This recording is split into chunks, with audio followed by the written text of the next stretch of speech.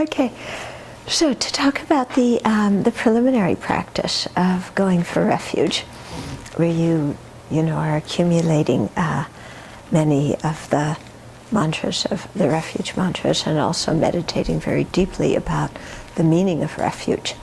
Then to describe the visualization, let's see, Dallas had found a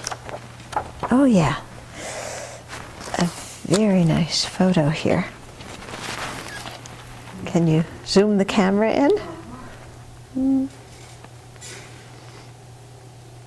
Okay. So you'll see in the center is Shakyamuni Buddha, and so we're seeing our spiritual mentor in the form of Shakyamuni Buddha. On the Buddha's right, or on our left as we look at it, is Maitreya, surrounded by the lineage of what's called the vast lineage, because it teaches all the vast practices of the Bodhisattva that are motivated by compassion.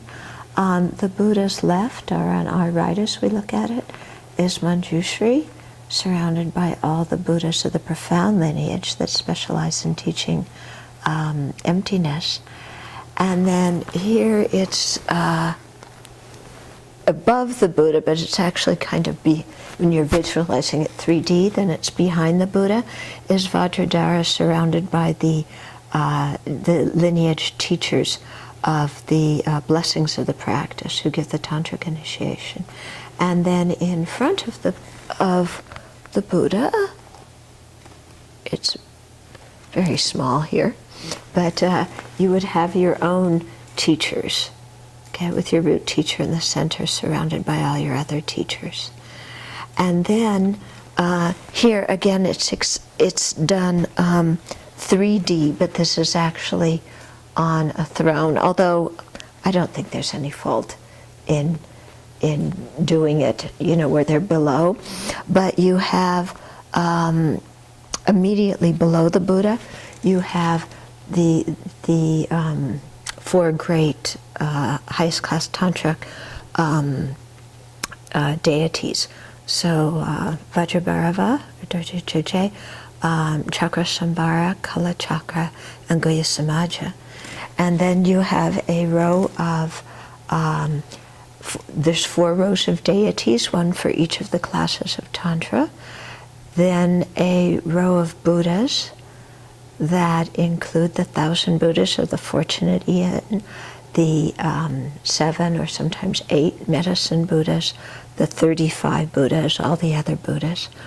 Then a row of Arhats, and we have or actually I think it's 2 rows of Arhats. Let me see here. 2 rows of Arhats. One of the Shravaka, after the Buddhas, then you have a row of Bodhisattvas. Then after them, the solitary realizer Arhats in a row. Then the Hira Arhats in a row. Then a row of Dakas and Dakinis, and then a row of the transcendental Dharma protectors. In other words, the Dharma protectors that are Aryas, that have realized emptiness. Okay, so here you have it all. I mean, it's set out 2-dimensionally, so you can adjust it when you visualize it 3-dimensionally. Another way of doing that, though, is that there's one big central throne, and then there's 5 small thrones on it. The center throne is your teacher in the aspect of the Buddha. Then the throne in front of him is your teacher in the ordinary aspect, surrounded by your other teachers. Okay. On the Buddha's right, again, is Manjushri on a throne, and together on the throne is the lineage of on Maitreya, and the profound lineage on the Buddha's left, Manjushri on a throne with the profound lineage, and did I say vast lineage for Maitreya? Okay, good.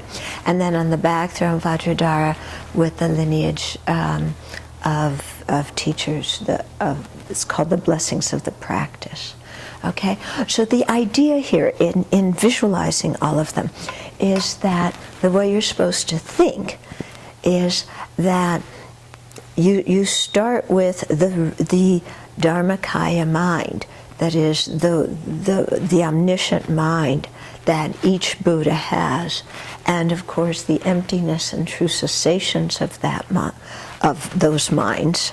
Okay, and the Buddha's mind, the omniscient mind, appears in all these various aspects for the benefit of sentient beings.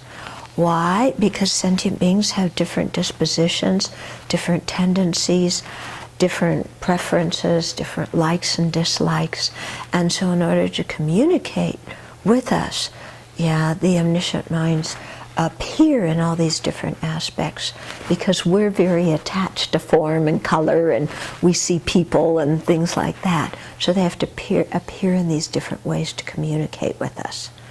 Okay? And so if you think like this, then you think in terms of the nature of all these holy beings. They have the same nature. Okay? What is that nature? It's, the nature of emptiness, the nature of knowing all phenomena, the nature of compassion, the nature of wisdom, so on and so forth, okay?